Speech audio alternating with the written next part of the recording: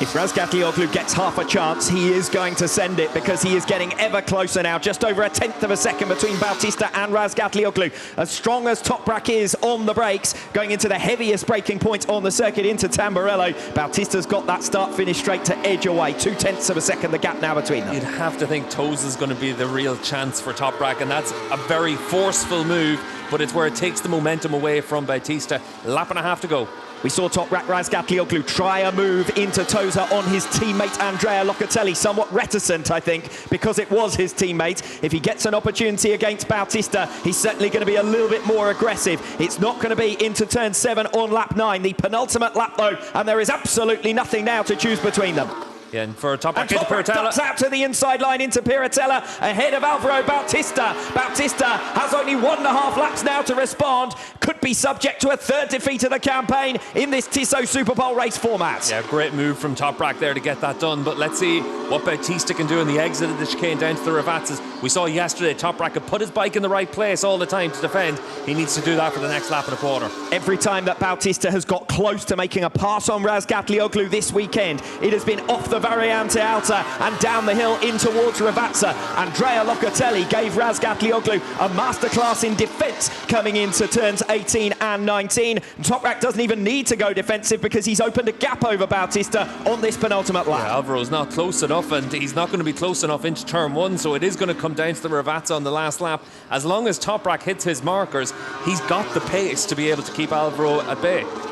Last gasp fight. Oh, big slide for Alvaro Bautista on his way into the new Variante Bassa, and Razgatlioglu opens a big advantage coming off the final turn. Half a second the gap between them with 1 lap to go. Thankfully for Bautista, it's a near 5-kilometre lap, 22 corners, so there's no shortage of opportunities, but we know where the big opportunity is, and Bautista has got to close that gap before they get to turn 18. Toprak's got enough of a margin now, and it's about Bautista trying to claw back what he can. The exit of turn 7 up the hill might let him draw back a little bit of that margin to Toprak, but Toprak is doing everything he can to hold on to this. He's riding excellently, and for Alvaro it then comes down to, will an opportunity present itself? Well, what was a half-second gap is much less than that now. Just a couple of tenths of a second between Razgatlioglu and Bautista. Same margin between Locatelli and Ray for third place. The rest of the fights look largely settled. Bautista to the inside line as the Yamaha prefers to carry a sweeping line through Piratella. Bautista tagged right onto the tail of Toprak Razgatlioglu. No opportunity to come through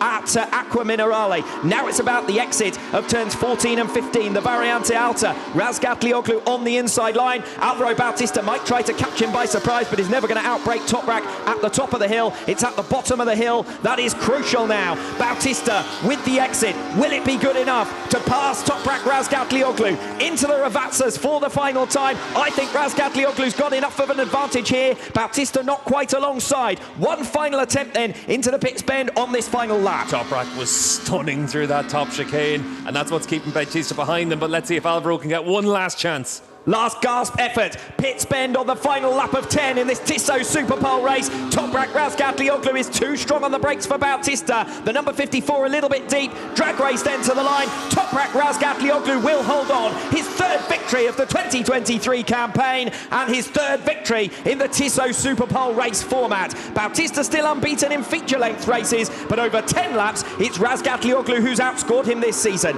This is a fight outside of the points-paying positions. Philip Ertl and Iker Lecuona, and they now cross the line in 12th and 13th places. But up front, Andrea Locatelli holds on ahead of Jonathan Ray. So it's 2 Patti Yamaha bikes on the podium, and they're first and third thanks to Razgatlioglu's latest win.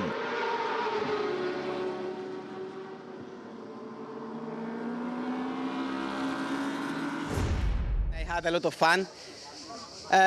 Today, even if it's earlier than yesterday, the conditions were very similar, very hot, a very tough race. But in any case, I felt that the Yamaha have a better acceleration than me, especially in the first meter with the soft compound. So at the end, it was difficult to stay with them because I lose a lot on the first meter of acceleration.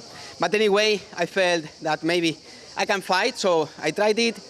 I know today was more difficult, also because Toprak was very strong, and also especially in change direction, he can move the bike a bit better than me. For sure, his height is helping him a lot, not like me. So maybe a rule with the maximum height will be not too bad, no? At the end. So I'm joking, but yeah, I'm happy because I did all myself. So I'm happy, and now we have to rest and ready for race 2. Thank you, grazie. First, I say I'm very happy. Not easy race for me. I'm give more than 100% in the race. Anyways, Alvaro is very fast and pace is very strong. But I'm trying to no mistake every lap. But finally we are winning, and yeah, I'm really happy now. I'm focused race 2, and race 2 not easy for me. And we need to take the rear tire more laps.